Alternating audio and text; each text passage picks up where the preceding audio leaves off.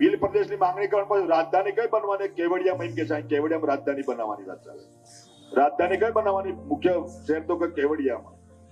એટલે આ ભીલ પ્રદેશ તો હમણાં મોદી સાહેબ ને મળીને મનસુખ સાહેબ બધા ભેગા થઈને કાલે અમે જાહેર કરાવી દઈએ. બોલો, કાલે કરાવી દઈએ, આવતીકાલે એક રાજ અલગ માંગી લઈએ. પણ શાસનને ચલાવવાનું કઈ રીતના?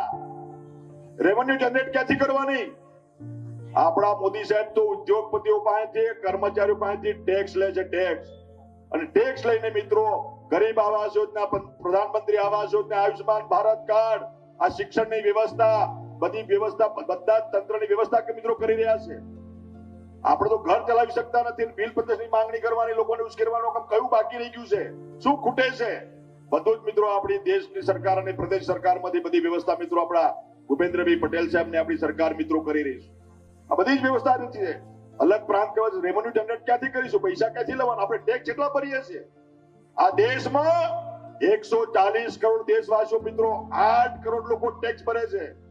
8 કરોડ લોકો ટેક્સ ભરે છે. આ દેશનું બધું શાસન ચાલે છે, દેશની વ્યવસ્થા ચાલે છે. એમાં આદિવાસી સમાજના લોકો, આપણે ક્યાં ઉદ્યોગપતિઓ છે? ક્યાં આપણે મિત્રો ટેક્સ ભરીએ છીએ? કાલે ભીલ પ્રદેશ તો લઈ આવીએ અમે ભેગા થઈને.